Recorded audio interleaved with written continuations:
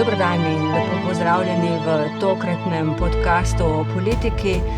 Moje ime je Suzana Kos, kolegico Barbaro Eržen sva v studiu tokrat povabili dva evropska poslanca, oba podpredsednika tudi svoje stranke, SDS in SD, gospod Romano Tomci in gospoda Matjaža Nemca. Pozdravljeni. Dobar dan. Hvala, da sta prišla po vseh teh urnikih, kar nekaj časa smo se mogli usklajevati, da smo se na koncu vsi štiri lahko dobili. Oba veljata tudi za favorita za nosilca Evropske liste v svojih strankah. Mogoče začnimo tokrat drugače. Da ali ne, imata že zagotovilo svoje stranke, da bosta uvrščena na prvo mesto na listi? Vprašanje za vam, mogoče gospod Romano. Ne, seveda, da ne. Pri nas smo šele začeli s postopki, evidentiranje še vedno teče, imamo res zelo široko mrežo lokalnih odborov, ki, kot vem, imajo čas do konca oktobra, da predlagajo svoje kandidate. Imamo tudi točno izdelana merila, ki so bila objavljena, kdo pravzaprav lahko sploh kandidira, mora imeti neko integriteto, prepoznavnost. Skratka, iščemo res kredibilne kandidate in imamo jih ogromno, ne? Tako da želja je veliko. Bomo videli, koga bodo občinski odbori, pa tudi sicer recimo ženski odbor, pa odbor seniorjev predlagali. Potem, ko bomo imeli enkrat zaključen ta postopek, pa bomo najbrž začeli premlevati, kdo sploh se bo uvrstil na listo. Torej 9 poslancev bo imela Slovenija tokrat. Ali drži, se opravičujem, ko vas prekinjam, ali drži, da bi si želel gospod Hojs, nekdanji notranji minister, biti nosilec liste? Ja, to, kaj si pa Aleš Hojs želi... Verjetno ste se kaj pogovarjali v stranke, a ne? Oba ste tudi podpredsednika stranke. Ja, ampak najbrž razumete, da o tem, kaj si on želi, najbrž ni tako javno govoril, tako da jaz o tem ne vem nič. Boste morali vprašati gospoda Hojsa, kaj si želi, ne?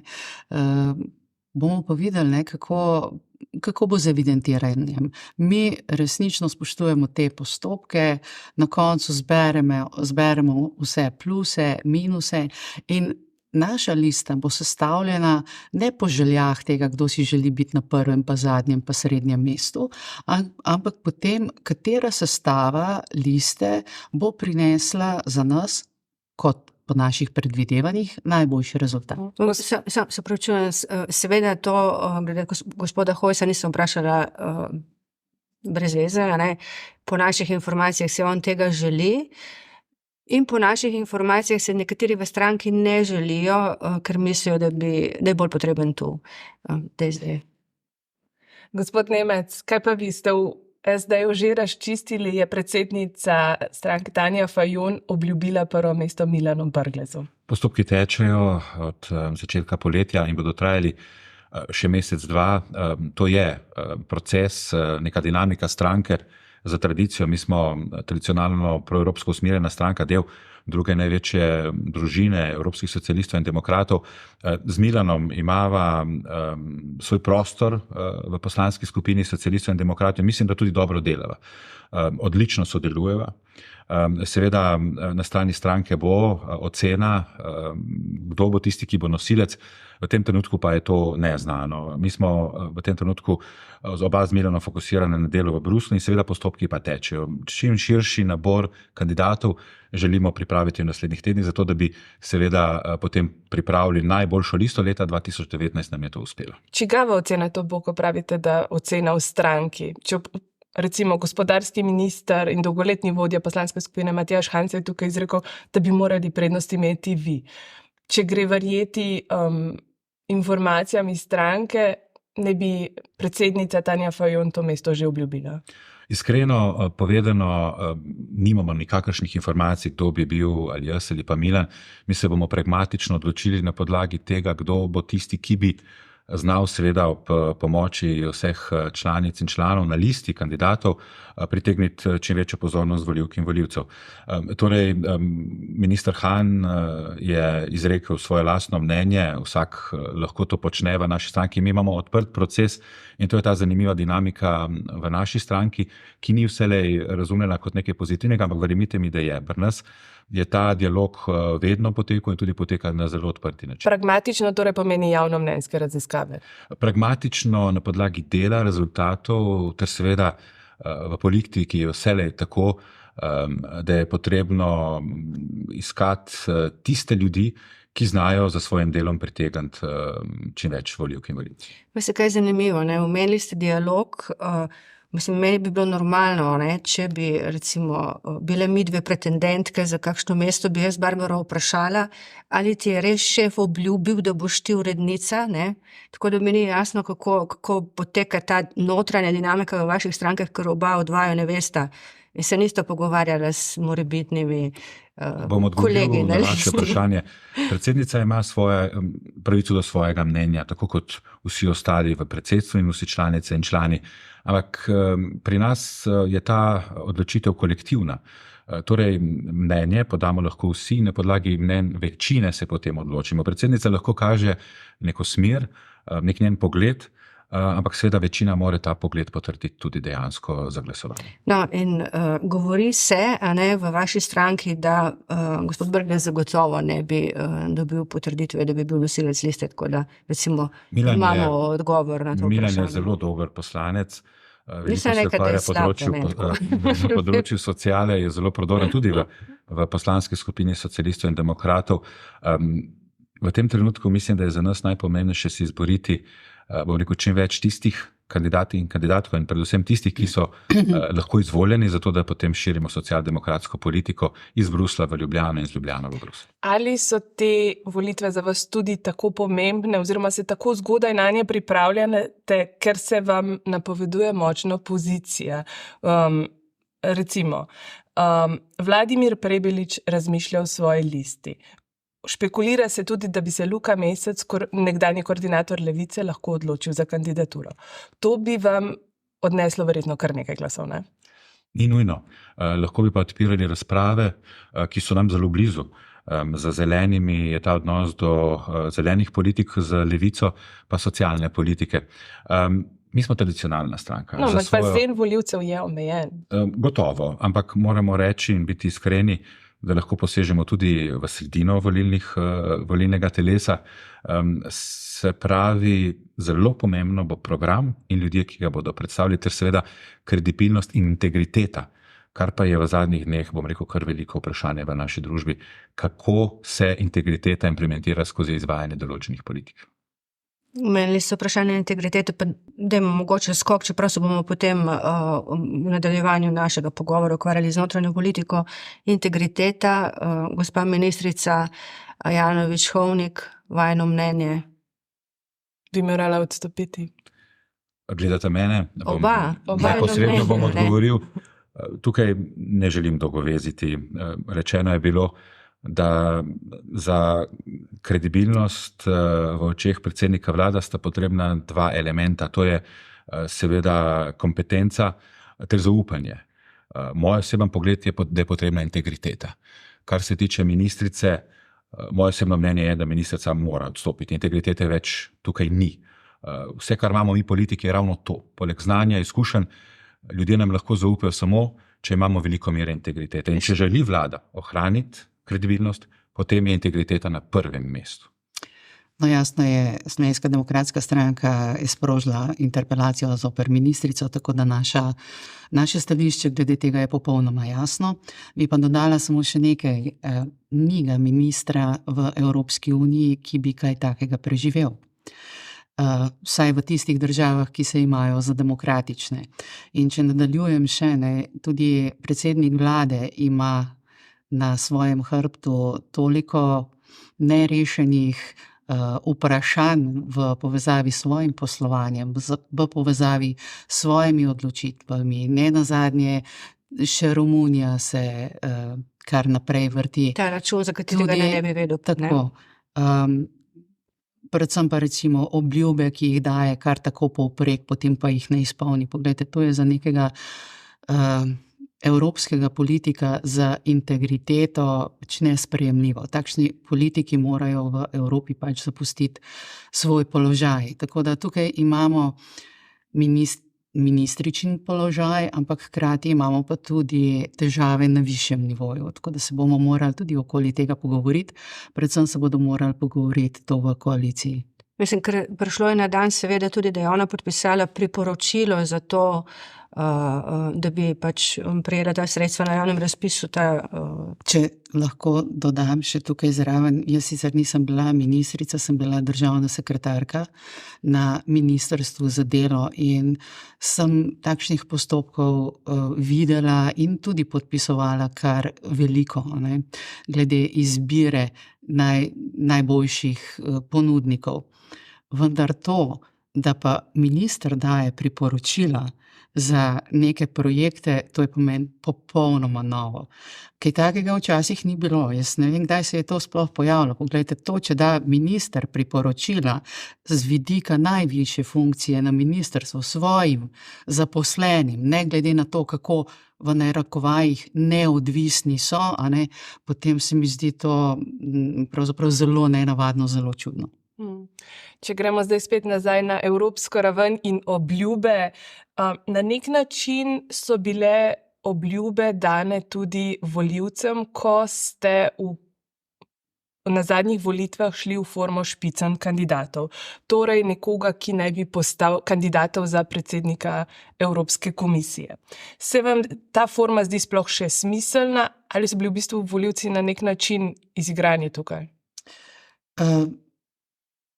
Pravzaprav ni enoznačnega odgovora. Jaz sama bi se zavzela za formo špicen kandidata, predvsem zaradi tega, ker mislim, da vsi evropski politiki, recimo komisarji, potem predsednica komisije, zdaj konkretno, ali predsednik, če bo, bi morali svojo kredibilnost pa sebe pokazati tudi pred volivci in iti na volitve. Se dati na izbiro in preveriti, kakšno je zaupanje volivk in volivcev v njih. Tako da z tega vidika se mi zdi to seveda dobro. Se je pa zgodilo v prejšnjem mandatu, pač kar se je zgodilo, naš špicen kandidat, mi smo zmagali na volitvah, to je dejstvo, to se pravi, imeli smo pravico postaviti predsednika Evropske komisije, vendar naš kandidat, ki je bil špicen kandidat in je danes odličen Manfred Weber, tudi predsednik Evropske ljudske stranke, ni dobil zadostne podpore pač med predsedniki držav članic, ki ne nazadnje tudi odločajo. Na koncu v Evropskem parlamentu pritisnemo tipko v odobritev ali ne odobritev kandidatu za predsednika ali predsednico komisije, vendar glas, ki ga imajo predsedniki držav, predsedniki vlad držav, je seveda zelo pomemben, zato mora biti tam tudi neko soglasje. In tega soglasja ni bilo, za kar je meni žal. Jaz bi zagovarjala to, da mora vsak, ki želi vstopati v evropsko politiko, tako kot gremo mi, iti tudi na volitve pred volivce in dobiti njihovo kredibilnost. Bi še sicer enkrat pritisnila na tipko in podprla trenutno predsednico Evropske komisije? Ja, to pa je veliko vprašanje. Namreč naj začnem s tem, da najbrž, če bi bilo danes glasovanje v naši politični skupini, ali želimo, da Ursula von der Leyen nadaljuje svoj mandat ali ne, sem malce zaskrbljena, kakšen bi bil rezultat. Mislim, da navdušenje... Bi jo vi osebno podprla? Moja osebna podpora v tem trenutku ni dokončna. Imam kar precej kritičnih besed na njeno delovanje. Marsikje nas je pustila na cedilu, marsikje bi lahko naredila kaj bolje. Ona je bila vendarle kandidatka Evropske ljudske stranke, na koncu se je več ali manj dobrikala levi strani, ne. Tako da imam precej pomislekov, ali bi lahko glasovala za njo ali ne, je pa seveda to tudi odvisno, kdo od ostalih bo na razpolago, a ne? Ker bomo videli, kdo bodo kandidati, ne? In za koga se bomo na koncu lahko odločili. Kar si želim za Evropo v prihodnjem obdobju je, da ima močno vodstvo. Mislim, da je Evropa v teh institucijah pač v neki situaciji, kjer nima nekih res karizmatičnih voditeljev, takšni, kot so bili včasih. Ja, se to lahko rečemo tudi za slovenski politični parket. Absolutno, no, ampak upajmo, da bomo našli v tem letu takšnega, ki bi vstopil v te velike čevlje, ker Evropa bo to potrebovala v naslednjem obdobju. Gospod Nemec, špicen kandidati, pa tukaj dodajmo še to vprašanje izjave vaše predsednice, ki je pač nekako ponudila nekdanjega Pahorja. predsednika republike. Tako nekako niste konsistentni, a ne? Ko je on rekel, da bi se znova aktiviral v stranki, je ona rekla pač ne, čeprav so drugi vodilni v stranki rekli, da morda pa bi koristil Borut Pahor SD-ju.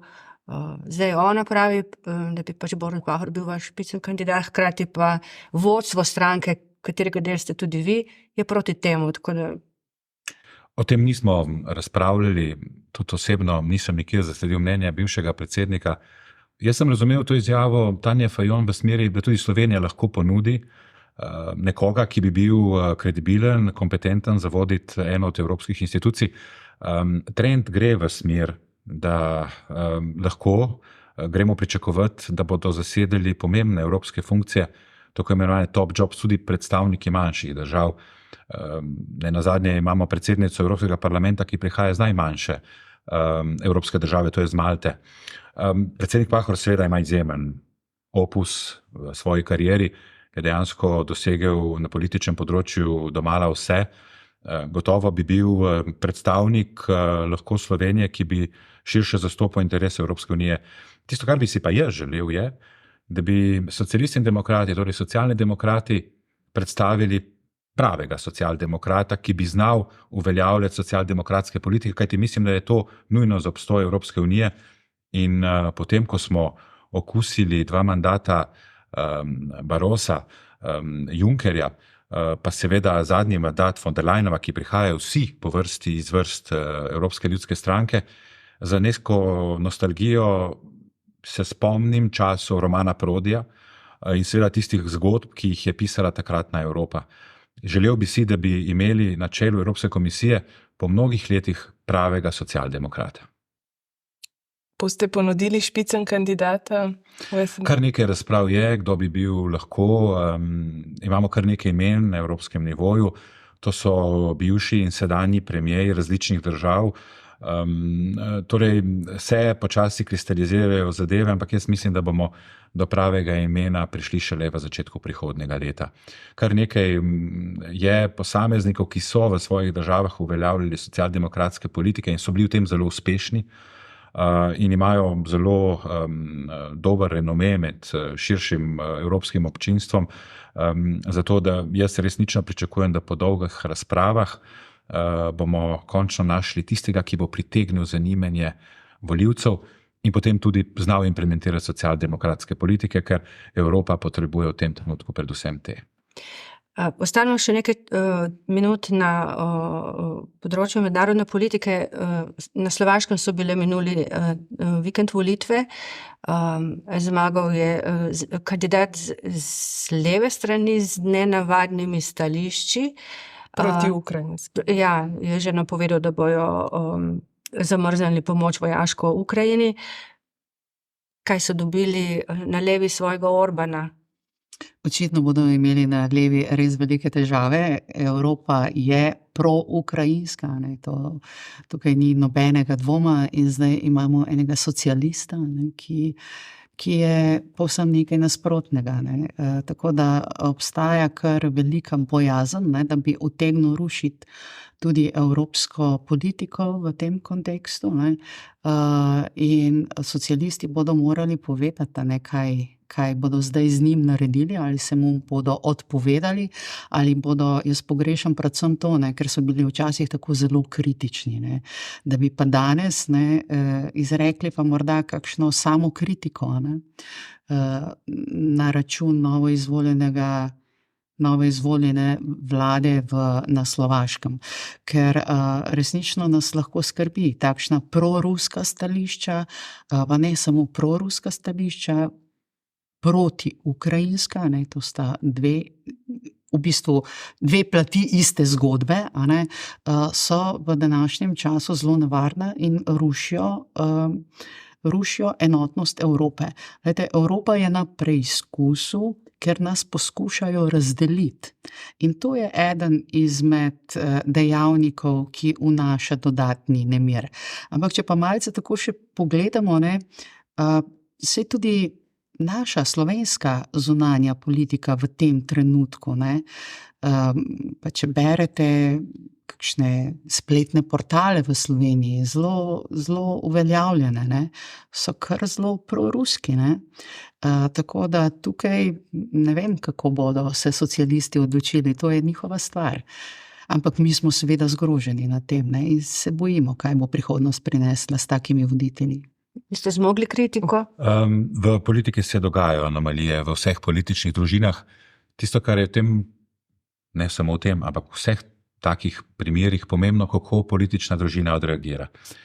Omenili ste Orbana. Evropska ljudska stranka se je leta otepala in iskala način, kako izpostaviti odnos do Orbana in dejansko ga potem po mnogih kritikah in zgražanjih izključila iz svoje družine. Ampak tisto, kar je grenak priokus pri vsej tej zgodbi, je, da predvsem preko komisarja Varhelja, ki je zadolžen za širitev Evropske unije, ki je tako pomembna tudi za Slovenijo, se izvaja Orbanove politike. Socialisti in demokrati smo v tem tednu od volitev opravili kar nekaj razprav. Jaz sem tudi član predsedstva Evropskih socialdemokratov in predsednik Štefan Löwen na dnevni bazi se s Ficom dogovarja in pogovarja o tem, kakšna bo, če bo, skupna prihodnost. Moje osebno mnenje je, da je ne bo. Jaz ne zamerim gospodu Ficu samo odnos do vojne, ampak predvsem odnos do ranljivih skupin, do LGTB skupnosti, njegov odnos do implementiranja socialdemokratskih politik, kajti zdi se, da pri vsem tem je pri njemu prisotno le socialdemokratsko ime, ne pa socialdemokratske vrednote. Jaz sem skoraj prepričan, da vkolikor bo Fico sestavil na Slovaškem vlado in vkolikor bo začel izpeljevati in izvajati te politike, ne bo član več socialistov in demokratov. Velika verjetnost je in še večja je, da ne bo član socialistov in demokratov še preden bo lahko izvajal kakršnekoli politike, ki jih on naslavlja. Enačiti ga z Orbanom, da, sprejmem, in zato ne bo član družine socialistov in demokratov dolgo več. Gremo mogoče zdaj na notranjo politiko. Ta teden je bil v Sloveniji za novinarje, ki spremljamo to področje, kar zahteven in utrujajoč, ne. Kako vi vidite, recimo bom vprašala najprej vas, gospod Nemec, ker ste pač podpredsednik SD in SD je pač koalicijska stranka, se vam zdi, da je dogajanje kaotično v slovenski politiki, mislim v vladi in koaliciji, še zlasti, mislim, te dve menjavi, pač seveda premier ima pravico, da se odloči, da bo zamenjal svojo ekipo, ampak nadaljnji razmislek o tem, da se bo znova krčilo število ministrstev, a ne, ker je zdaj ugotovil, da je težko v krizi voditi veliko število ministrov, pomeni, da se bo vlada še kar naprej ukvarjala preveč sama s seboj. In tukaj ste zadela bistvo. Socialni demokrati pričakujemo konsistentnost. Naše delo 4 ministrstv, in tukaj bom tudi odgovoril gospe Romani Tomc, delamo dobro. Na področju zunanje politike smo dosegli izjemen uspeh in ga še dosegamo. In roko na srce smo videni kot tista država, ki dejansko je aktivna na zunanje političnem prostoru. Na področju gospodarstva v prejšnjem tednu so bile izplačane prve tranše, kar se tiče pomoči gospodarstva po poplavnih ujmah. Smo po črpanju evropskih sredstev na 6. mestu, minister Jevšek se pravi, da opravlja dobro delo, in na ministrstvu za pravosodje Dominika Švarc-Pipan popravlja napake, ki so bile povzročene v času COVID krize v omejevanju človekovih pravic. Torej, Socialni demokrati smo tradicionalna stranka, naši ljudje so kompetentni v njihovih izkušnjah in v znanju. Tisto, kar se nam dogaja, spoštovani, je pa že videna zgodba v zadnjih 15 letih. Novi obraz ne pomeni, da bo ta vodil politiko, ampak da potrebuje ljudi, ki bodo dejansko izvajali politike, ki jih je ljudem obljubljal. Tisto, kar bi si želel v tem trenutku od predsednika vlade, je večji fokus na reševanje teh težav. Bili smo priča odmiku 2 ministrov, vkolikor to narediš, bi moral narediti alternativni korak in predstaviti nemudoma kandidata. Zakaj? Zaradi nujnosti dogodkov. Imamo ministra za okolje in prostor, če mi je dovoljeno, ministra za okolje, dejansko, ki izvaja določene politike v smislu ukrepov, ki so potrebni za to, da pomagajo ljudem po ujmah. To bo počela sedaj ministrica Alenka Bratušek, ki je posebno povezana tudi s tem. Ne razumem sicer, kako je minister za obrambo lahko povezan z kmetijskim resorjem, ki ravno tako v tem trenutku potrebuje izjemno pomoč ljudi, ki so že utečeni, imajo izkušnje, kako v takih trenutkih ravnati. Čas se nam izteka. Ljudje bodo postali... To je že 3. in 4. primer, ko se poslovi od svojega ministra, ne, pisali smo, mislim, da prav danes, gospa Bobnar je odšla, ni bilo jasno, kdo bo naslednik. Bežič Loredan je moral oditi, prav tako moral oditi, ni bilo jasno in zdaj velja za Če bi je dovoljeno, jaz sem se nemudoma vprašal, a ne bi bilo bolj smiselno pustiti, kljub temu, da je izrekel predsednik vlade, nezaupnosti tega ministra, da bi ta opravljala njuno delo, dokler ne dobi nadomestilo, zaradi tega, ker danes ljudje potrebujejo odgovore na izzive vsakdana zaradi okoliščin, v katerih nas je spravila ta naravna katastrofa. Gospa Tomc, vaša stranka SDS je nasprotovala spreminjanju zakona o vladi in širitvi resorjev. Je kaj torej zdaj čas, da rečete, rekli smo vam tako? In imeli prav, ne? Vi ste rekli namesto mene. Ja, imeli smo prav. Upozarjali smo na to in imeli smo prav. Ampak, lejte, sej imamo namestnike teh ministrov, ki odhajajo. Ne? To sta 2 ministra, ki sta dobila nezaupnico na volitvah. Nista bila niti izvoljena, njihovih strank ni več. Danes pa vodita 2 ministrstvi. Mislim, to je precej nekredibilno. In jaz se bi težko, oziroma se ne morem strinjati z Matjažem, ki pravi, da vlada dela dobro. Vlada ne dela dobro. On je za njihove ministre rekel, da delajo dobro. Za njihove ministre. Aha, ok. Niste poslušali, da ne govorijo. Zdaj, ko smo imeli mi vlado, smo bili vlada, smo bili mi, smo prevzemali odgovornost za vse, ker vlada dela kot celota. Ne moreš biti del vlade in reči, jaz delam dobro, ampak vlada pa ne dela dobro. Skratka, ste v istem čovnu in nadaleč se vidi, tudi recimo te izjave kažejo na to, da ne veslate v isto smer. Ne? Ker mi smo dobri, oni pa niso. Ne? To ne gre. Preseneča tudi to, gospod Robert Golob naj bi bil vrhunski menedžer na svojem področju trgovanja z električno energijo, ampak se mi zdi, da če vodiš biznis, ne moreš najprej skočiti in potem reči, hop, to, kar se dogaja zdaj na ravni vlade. Mislim, to mi je dosti nenavadno. No. Ja, nekateri, ki ga bolje poznajo, jaz ga ne, ampak nekateri, ki ga bolje poznajo, pravijo, da je pač ta njegov karakter problematičen že ves čas, da na tak način pač deluje. Ampak morda je včasih deloval bolj avtoritativno, in je lahko deloval na način diktatorja, v neki firmi, kjer si ti prvi, edini, najpomembnejši in imaš vso oblast, je to mogoče izvedljivo. V vladi, poglejte, v vladi je toliko različnih ministrov, interesov, strank.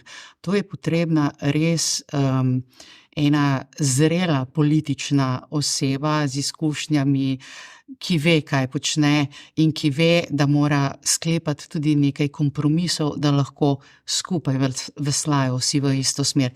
Glejte, vlada ni učinkovita, vlada ni uspešna in vse, kar je vladi danes ostalo, je samozavest, da se še vedno ima za uspešno, ne? In pa ta samozavest zelo pogosto prehaja že v aroganco. To pa ni dobro in ljudje to vidijo, ljudje to čutijo na lastnih žepih. Poglejte, imamo višje davke. Si prebral, Matjaž, kaj je napisal Fiskalni svet. Proračun se nam bo razletel, fiskalna politika je popolnoma, oziroma proračunska, je popolnoma neustrezna. Imamo takšen primanjkljaj, ki ga nismo beležali ne vem kdaj, če že kdaj na začetku države. V preteklih desetletjih prav gotovo ne. sanacija po poplavah poteka prepočasi. Ljudje so pričakovali neke ukrepe, ki jih Verjetno je še bilo tudi danes, preveč obljub. ki jih še danes ni. Ja, ampak poglejte, odgovornost vodi je tudi v tem, da kar obljubijo, izpolnijo. Ne? In politiki, uspešnost oziroma ocena nas politikov, ponavadi, ne, vsaj tako bi bilo normalno, se daje na podlagi tega, kaj si obljubil, pa kaj si izpolnil. Obljubiti je lahko. Obljube niso strategija, obljube niso realizacija. In politikov se pač ne sodi po obljubah, morda kdo nasede pred volitvami, ampak potem pa pride čas, ko naredimo bilanco in rečemo, kaj je bilo izpolnjeno in kaj ne. In da ne posegamo kam drugam, Matjaž, 30 dni do specialista ali do zdravnika. To je bila ena izmed obljub, ki smo jo poslušali 95-krat na dan. Govorili, ne? 30 dni po volitvah, ampak 30 dni po reformi. Ampak reforme ne bo. Ne? Reforme danes vemo, da reforme ne bo, lahko da bodo neki popravki, reforme ne bo, kar potrebujemo. Niti nisem želela biti tukaj zelo konkretna, ampak v bistvu bolj nasplošno, ne? Resnično obljube so poceni. Realizacija je pa nič. Tako da kot rečeno, imamo 4 ministre, imamo 6 poslancev v tej koaliciji, velike družine. Naši ministri so uspešni, mislim, da to mi lahko prizna tudi Romana. Mi dobro delamo, ljudje nad delom 4 ministrov socialnih demokratov niso nezadovoljni. Tukaj pa moram v enem delu celo moji kolegici Romani pritrditi. V slovenski kulturi v zadnjih 15 let je, da iščemo nekoga, ki v prvi vrsti ne bo Janez Janša. Janez Janša, mimogrede, je eden od najbolj izkušenih politikov, ki dejansko vsakič znova daje vedeti, da je en korak pred novinci. Imeli smo župana, glavnega mesta kot kandidata za premierja, kasneje ustavnega pravnika, danes odličnega gospodarstvenika, ampak v tujini vam bodo znali povedati, da politika je veščina. Jaz vam lahko iz svojih lastnih izkušenj povem, da sem začel svojo politično kariero v svoji lastni krajevni skupnosti. Nadaljeval sem v občinskem svetu, potem kot poslanec in seveda član kabineta predsednika vlade in predsednika republike, zato da lahko rečem, da danes mogoče nekoliko več razumem politiko kot ne. Mi smo opozarjali v samem začetku že, kaj bi lahko Janez Janša z njegovimi izkušnjami naredil pred nami in to se dejansko zgodilo. Tisto, kar pričakujem jaz, in jaz mislim, da kot mlada demokracija je že čas, da to razumemo, da imamo ljudi, ki se dejansko v politiki izoblikujejo in potem svoj potencial izražajo na najpomembnejših političnih položajih. Ljudje ampak ne hočeš vidijo reči, še tega, da je bi rabili zdajle Janeza Janšo, da povleče to Slovenijo na to bi pravo želela pot. slišati Romana od mene, ampak verjetno ne boš nikoli tega slišala, ker Ampak Janez Janša nekako ne tako si predstavlja začel, da sem te vrednot, kar ki si poslušala. jih naša družba zasluži. Ravno nasprotno. In to dokazuje vsake znova volitve, ko ljudje se samo iščejo nekoga, ki bi bil sposoben zmagati Janeza Janša na volitve oziroma dobiti volitve. Tisto, kar je ključno za prihodnost Slovenije, je, da razumemo, da je potrebno sodelovanje med različnimi. In če se le da, še bolj okrepiti sodelovanje med podobno razmišljujočimi. Želel bi si, da se na levi sredini izoblikujejo politiki, in jaz jih vidim kar precej med mlajšimi vrstami, ki bi svoje znanje, svoj talent znali skozi izkušnje predstaviti ljudem. In te so tiste, ki so umanjkale Pozitivni Sloveniji, Stranki modernega centra in če želite tudi Gibanju Svoboda. Predsednik vlade gotovo je človek poln talentov, o tem mislim, da ni treba razglabljati, ampak se pa prvič v življenju znašel v situaciji, ko mora tudi na račun zadnji podatki kažejo, da skoraj 10 milijard škode je povzročene v Sloveniji z znanjem, ki ga ima reševati določene probleme. Tisto, kar jaz v danem trenutku predvsem pogrešam, je močno ekipo, ki bi znala v Gibanju Svoboda implementirati politike, ki so jih obljubili na volitvah. Socialni demokrati v svojih resorjih izvajamo svoj osnovni program. Če bi imeli, spoštovani, samo še to bom zaključil, da ne bom predolg, možnost izvajati svoje politike tudi na zdravstvu ali pa na katerem drugem resorju, verjemite mi, da bi bili v tem zelo konsistentni. Očitno ima težave z oblikovanjem svoje ekipe, glede na to, da je zdaj zamenjal že 4 ljudi na ministrskih mestih, čeprav je bilo rečeno, da če kaj zna kadrovati. Nekaj ste želela povedati, gospod Tomc? Najbrž so stvari že ušle. Morda to, da ko sem morala na začetku, ko je ta vlada prevzela vodenje države, kolegom razlagati, kdo zdaj vodi Slovenijo, sem imela velike težave. Namreč prvo vprašanje je vedno, katera stranka je to, kdo so oni. Glejte, brez kakršnih koli slabih namenov to sprašujejo, ker ljudi ne poznajo, ker niso poznali ne Goloba, še manj pa seveda njegovo stranko. In potem, ko jim razložiš, pač ta stranka je nastala 3 mesece pred volitvami, 4,5 leta, ne vem kaj, ampak to se zdaj v Sloveniji ponovilo že katerič, 4. ali nekaj takega. Ampak kako si potem razlagate, da vas lahko novi obrazi tolikokrat premagajo vse etablirane stranke? Vam bom povedala, kakšen je odgovor mojih kolegov, ker jaz sem se nekako ne naveličala, ampak vidim, da ni najbolj pametno, da jim jaz solim pamet, kako se je to zgodilo, ker oni me ravno to vprašajo. Poslušajte, kako se vam v Sloveniji lahko vedno znova to zgodi? In potem sem se jaz vedno znova trudila, da sem jim razložila. Zdaj pa naredim drugače. Sem naredila drugače in sem rekla, poglej, zdaj to veš, pa povej mi ti, kaj misliš, zakaj se je to v Sloveniji zgodilo, kako se to lahko zgodi. In odgovor je resnično od več ljudi vedno enak. Prvo, zagotovo so imeli nenormalno, če ne večinsko medijsko podporo. Zaveda, da boste rekli.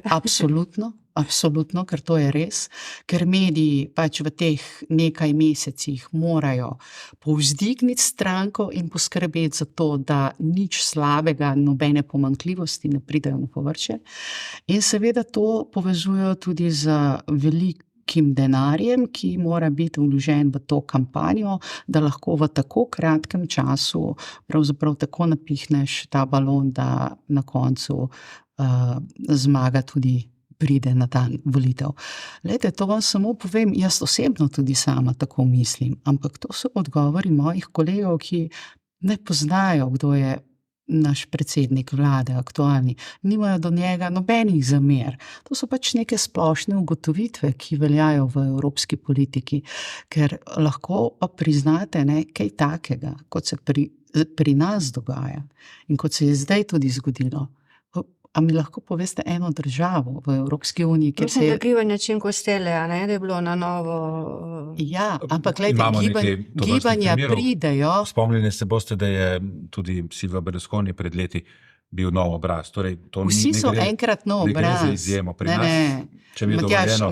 Samo da to še zaključim, prosim. Vedno so novinci v politiki, vedno nekdo pride, vedno doseže nek rezultat, 10-15%, nekaj tazga, ne pa takšen enormen rezultat, ki je popolnoma skregan z vsako politično logiko. Bom nadaljeval romanine misli. Mi nismo izjema v tem, da se pojavljajo novi obrazi. Izjema smo v tem, da jih tako hitro recikliramo in za relativno podobno infrastrukturo politično potem nadaljujemo z novimi obrazi. Tisto, kar šibi Slovenijo, je, da si moramo priznati, da mi smo soodvisni od evropskih držav, to je naš največji trg in mi smo ena od 27 partneric znotraj evropske družine. To se pravi, da toliko kot smo mi propulsivni v teh politikah, toliko se lahko kot manjši narod znotraj te družine nekoliko prerinemo do nekih svojih političnih ali pa družbenih ciljev. Tisto, kar pogrešam je politična kontinuiteta, predvsem na levi sredini. Mogoče na desni sredini je tega še preveč in se desna sredina je ujeta, bom rekel, v oblasti enega samega človeka. Na drugem političnem polju pa ravno ta kontinuiteta politik, ki umanjka. Torej, resnično, pri liberalcih se v zadnjih nekaj letih na svetu Evrope pojavljajo nove obrazi in ti ne moreš izraziti in si ustvariti imidža, kot ga recimo si ustvaril Borut Pahor skozi 25-letno kariero. Tudi za nas je zelo pomembno v Evropskem parlamentu, več mandatov, kot dobiš in bolj kot si aktiven, seveda s tem si dviguješ renome in prepoznavnost. Ti si v Evropskem parlamentu močan toliko, kolikor si močan v svoji poslanski skupini. Zaradi tega je pomembno, socialisti in demokrati, socialdemokrati, mi smo upeti v zunanje politično, v evropsko dogajanje preko mreže socialistov in demokratov že 30 letja.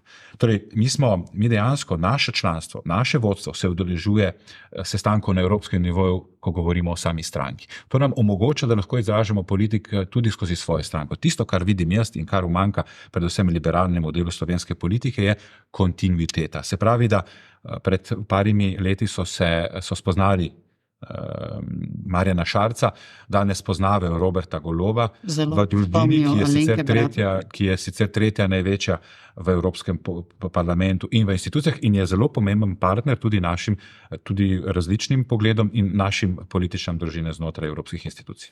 Gospa Romana Tomc, s prstom ste nekako pokazali krivdo za nove obraze na medije.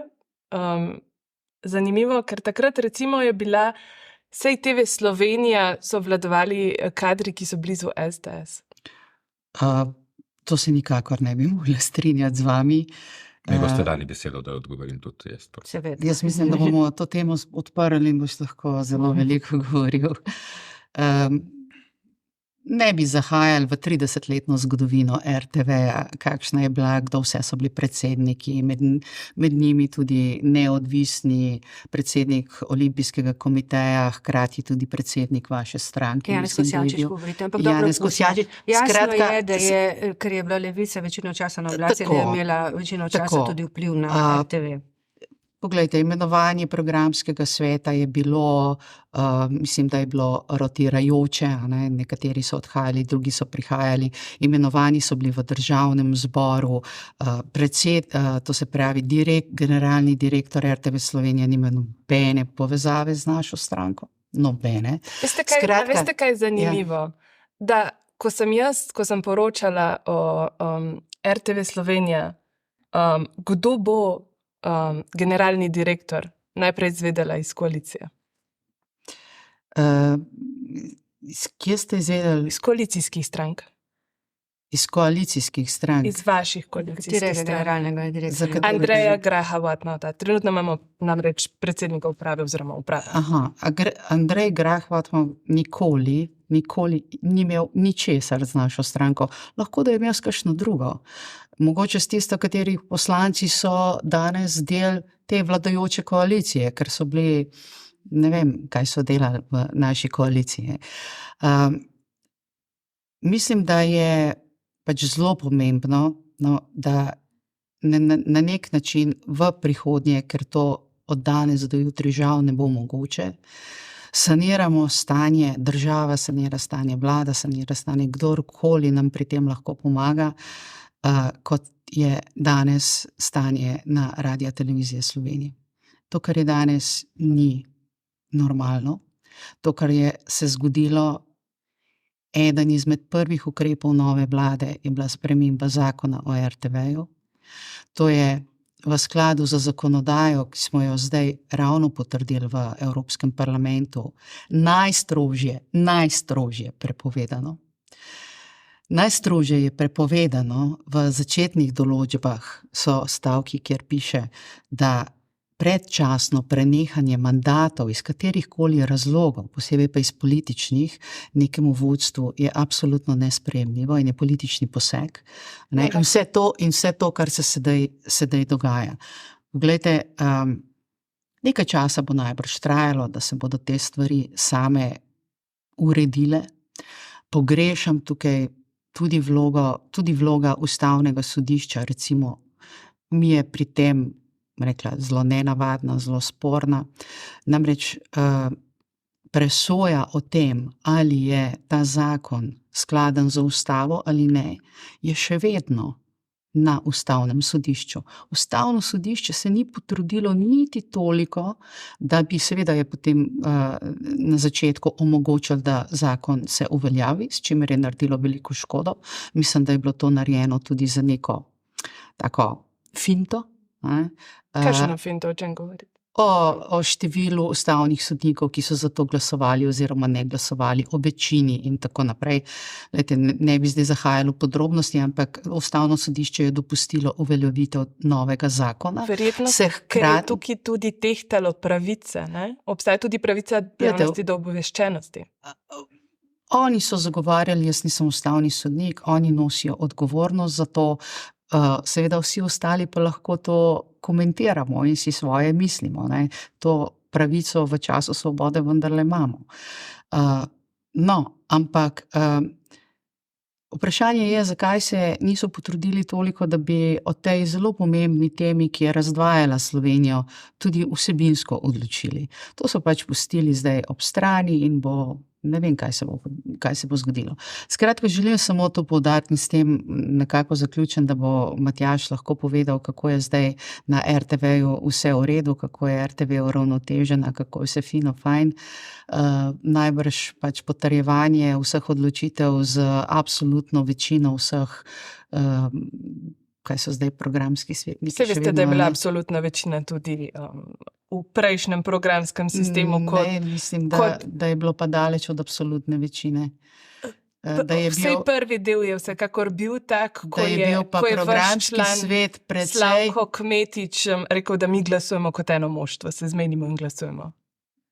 Žal ne vem, kaj je rekel Slavko Kmetič, kot pa vem, pa je bilo glasovanje na programskem svetu vedno zelo burno in vedno zelo različno in se je večina zelo težko pridobivala. Skratka, danes teh težav ni več. Danes je samo še ena komanda in en glas. Glasujejo brez težav, vsi enako. Jaz dvomim, da tudi vedno vejo, o čem glasujejo, ampak če so navodila takšna, so navodila takšna.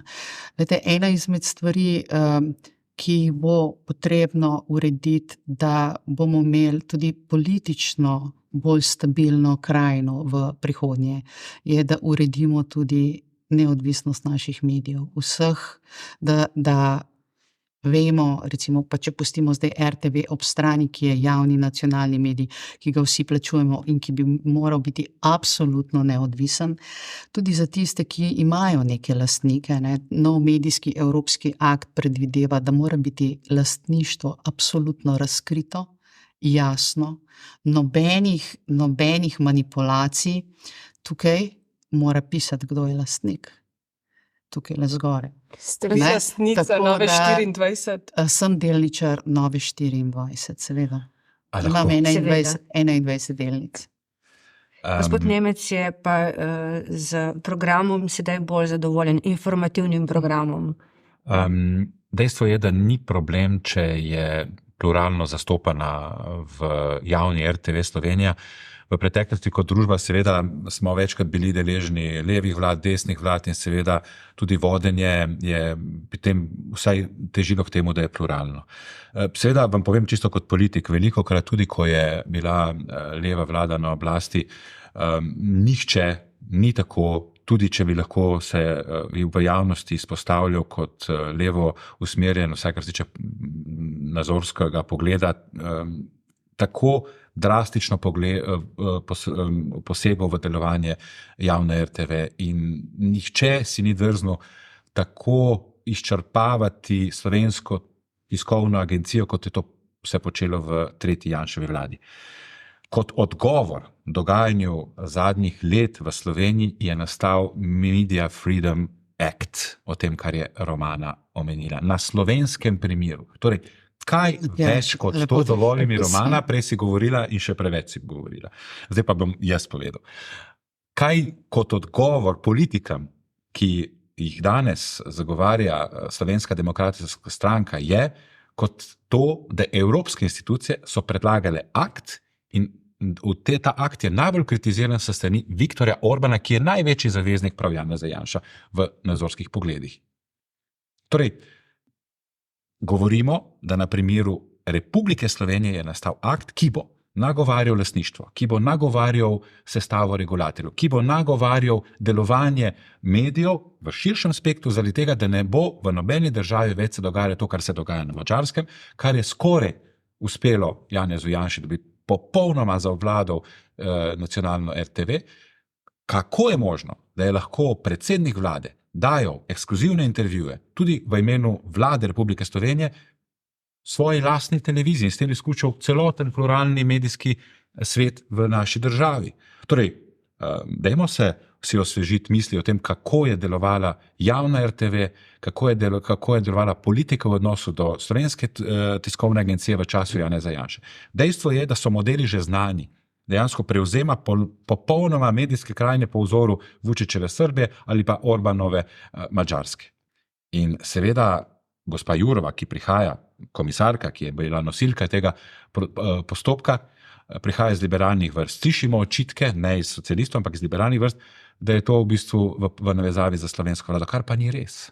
Ker tudi Jourova je seveda dobila popolno podporo EPP-ovih, torej s strani ljudske stranke komisarjev in večina evropskih poslancev, ki prihajajo iz Evropske ljudske stranke. Torej govorimo o odnosu politike do medijske svobode in medijske krajine.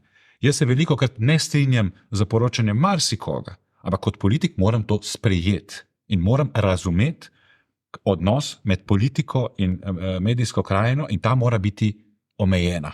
In le tako bomo kot družba lahko napredovali, da bomo razumeli kot politike, kje so naše omejitve. Vse ostalo, kar je bilo rečeno, je samo nagovarjanje in preprečevanje svojega volilnega telesa, da danes se počne na RTV bistveno hujše stvari, kot se je kadarkoli prej. Tako je. Dejansko pa gre za vzpostavitev normalnega stanja, ki ga Media Freedom Act tudi naslavlja. Čeprav, gospod Tomc, afera oziroma ta plaz, ki se je začel uvaliti in se je izvalil z ministrico za javno upravo, se je začel na RTV-ju.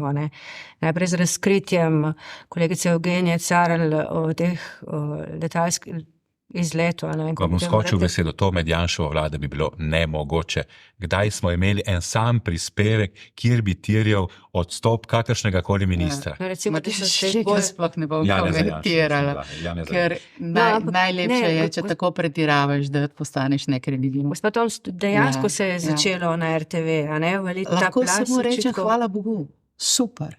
To je naloga vas novinarjev, da razkrivate, da imenujete se watchdogs oziroma psi čuvaji, tako je treba, vse po vrsti in vse z enakimi vatli.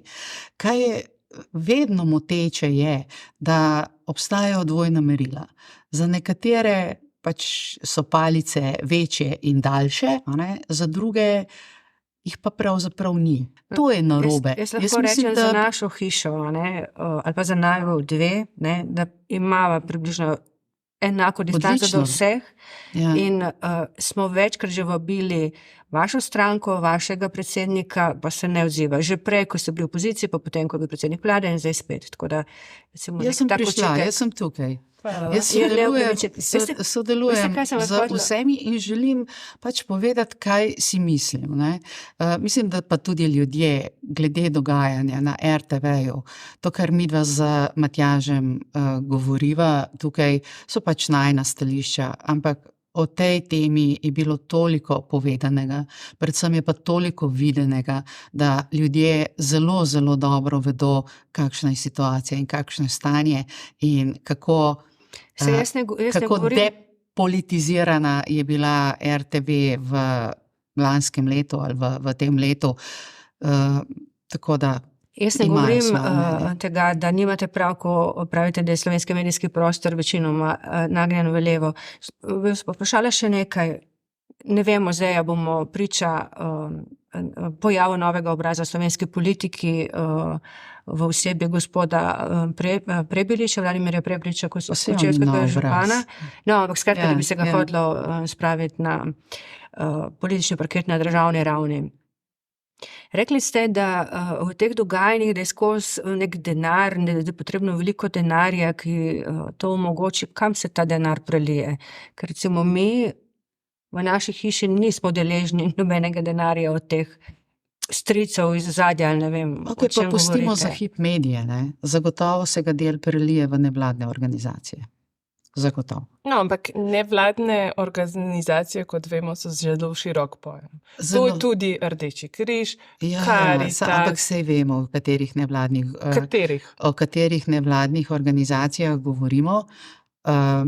Več kot 2700 ali koliko jih je, in absolutno jaz ne govorim o gasilcih, ki so tudi nevladna organizacija, ampak govorim o tistih, rekla, one-man bandih oziroma organizacijah z različnimi imeni, ki jih moraš 5-krat prebrati, da sploh veš, zakaj se zavzemajo in kaj pomenijo, ampak skupni imenovalec jim je, da so borci za človekove pravice. Tako nekako. Tudi, krivico bi delala nekaterim organizacijam, ki so tukaj noter zelo dobre in opravljajo svoje poslanstvo, marsikatere so. Ampak ravno na primeru tega nedavnega razpisa na Ministrstvu za javno upravo, kako se je 300 000 evrov razdelilo neki organizaciji nevladni, ki ne vem, kaj je že za preprečevanje, za nenasilno komunikacijo. Vemo, da je sredstva tej organizaciji dodelila tudi vaša prejšnja vlada. Poglejte, nevladne organizacije, ki jih je v Sloveniji absolutno preveč, dobivajo enormne količine denarja direktno iz proračuna ali posredno preko proračuna, financirajo se tudi iz tujine, tudi iz tujine, kar je popolnoma jasno, jasno tudi skrivajo te podatke, ampak na koncu se vendarle po načelu sledi denarju da ugotoviti, da je ta denar prišel. In zamislite si, kaj vse, koliko plakatov, koliko oglasov, koliko vsega, koliko ljudi nazadnje lahko plačate, da za vas delajo kampanjo na terenu, so pravzaprav neki nevladniki za par 10 milijonov evrov. To so gromozanski denarji. Ampak, to je v Sloveniji rak rana, to je velik problem, posebej zato, ker ljudje zaradi tega ostajajo brez denarja. Marsikdo, ki bi pa dejansko si zaslužil, da bi dobil neko pomoč države, ker je v težavah, tudi v duševnih stiskah, recimo, ki so bile po pandemiji ali pa kakorkoli, tega denarja ni dobil, ker ga je dobil nekdo drug. Društvo za preprečevanje nasilne komunikacije, karkoli že. Ampak to je pojav, ki je značilen tudi za Evropo v celoti. Ogromno je nevladnih organizacij. Ta afera v Evropskem parlamentu, najbrž se spomnite, Qatargate se je reklo, kjer je naša poslanka iz tvojih vrst, Matjaž, socialdemokratka, bila ujeta z kovčki denarja. Dobesedno kovčki denarja, 10 milijoni evrov, samo da dokončam to zgodbo. Kako je vse potekalo, najbrž podrobnosti nikoli ne bomo izvedeli, vendar posrednik je bila nevladna organizacija. Nevladna organizacija. Dobro, ne moramo enačiti tega kriminala na vse. Ne, ampak nevladne organizacije igrajo izjemno veliko vlogo in kar ste me vprašali, kam gre tudi ta denar, če ne gre samo v mediji, pa tudi v medije gre v obliki oglasov in tako naprej, tudi v medije, ki niso v tiskani izdaji ali televizije, radiji, ampak so spletna omrežja, ogromno denarja gre tja, ampak tudi nevladnim organizacijam. Zanimivo se mi zdi, da govorite o obvodnem financiranju, katerega vam ravno trenutno preiskovalna komisija obtožuje vas, SDS. In zaradi tega se tudi vlagajo kazenske ovadbe zoper vas in vaše člane. Lendavski župan, Lendavski župan, trenutni poslanec. Ali ne poznam? Moram reči, da ne poznam, a to vodi Mojca Pašek Šetinc. Ja. Zanimivo. Ampak bomo počakali. Ampak nepravilnosti ugotavlja tudi recimo Komisija za preprečevanje korupcije. Morda, če so kakšne nepravilnosti bile, jih jaz seveda obsojam, absolutno. Ampak moram reči, da za te primere žal ne vem. Ne vem. Jaz obžalujem tako trda in odbijajoča stališča v odnosu do civilne družbe. In to so politike ekstremno desnih strank v Evropi, ki dejansko nenehno s kritiko želijo omejevati delovanje civilne družbe. Seveda anomalije obstajajo in jaz resnično obžalujem, da je ta primer, ki je dejansko zamajal stolček ministrici Ajanović Hovnik. Tako je, daja ravno veter v jadra tovrstnim politikam z generiranjem vsesplošnega negativnega odnosa do vseh nevladnih organizacij. Nevladne organizacije, tako v slovenski družbi, evropski in globalni, opravljajo izjemno pomembno delo tam, kjer politika ni sposobna reševati težav malega človeka. In vsesplošno označevanje vseh predstavnikov civilne pobude dejansko omejuje politiko na nedemokratičen način. Če želimo kot družba se kot politika približati ljudem, potem je treba spodbujati seveda tiste nevladne organizacije, ki delujejo transparentno in dejansko delujejo v smer svojega poslanstva. In te prihajajo tako iz, bom rekel, politične levice ali pa iz politične desnice. Tako kot je bilo omenjeno, imamo zelo pomembne nevladne organizacije, ki prihajajo ali pa so bliže tudi desnim politikam in opravljajo zelo dobro svoje delo kot predstavniki civilne družbe. Čas nas že preganja, jaz bi samo zadnje vprašanje še navaja naslovila.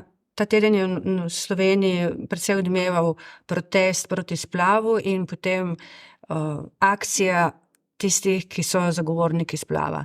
Pa bi vam obema zastavila vprašanje, pa vam prosim odgovorite, da ne. Ali menite, da imajo pravico do protestiranja tako tisti, ki so za splav, kot tisti, ki so proti splavu? Gospod Nemec, samo da ne. Jaz se opravičujem, ne morem zdaj ne odgovoriti na tako pomembno družbeno vprašanje. Med predsednikom vlade in predsednico republike je kar pomembna razprava o vrednotah. Socialni demokrati in žensko gibanje skozi socialdemokratske politike je ključno pripomoglo temu, da smo leta 1994 postavili v ustavo vrednote, ki nas kot družbo oblikujejo. Torej pravico odločanja o svojem telesu in ženskem. Mene samo zanima, ali menite, da imajo pravico do javnih protestov, javnega izražanja mnenja. Na način, da preganjajo nosečnice, ko že tako se soočajo z izjemnimi življenjskimi izzivi pred bolnišnico, absolutno ne. Svoboda govora na dostojen način, vsak od nas lahko izvaja svojo politiko, da ne omejuje politiko ali pa življenja drugega. Torej, svoboda govora ja, ampak svoboda govora tudi ni absolutna, ko posega v pravice naj ne protestirajo pred porodnišnico. Absolutno ne, to je nedostojno. Moj odgovor je da. In če živimo v svobodni državi, potem odgovor ne more biti drugačen kot da. Vsi imajo pravico. Jaz mislim pa, da si nekateri, ki najbolj poudarjajo, kako razumejo druge, kako so za človekove pravice, te razumejo samo do tja, dokler je po njihovo. Ko enkrat te stvari gredo v drugo smer, da se morda s kakšno stvarjo nastrinjajo, tam potegnejo črto in rečejo, od tu naprej pa ni dovoljeno. Torej, da, če smo v svobodni družbi. Kaj pa pravice do splava, oba podpirata? Absolutno, ja. Tako kot imamo zapisano v državi, v ustavi je absolutno v redu. Končamo potem na tej točki. Hvala vam, da ste se odzvali našemu vabilu. Zato bi rekla kar zanimivo razpravo. Hvala za pozornost tudi vam. Vidimo se čez teden dni.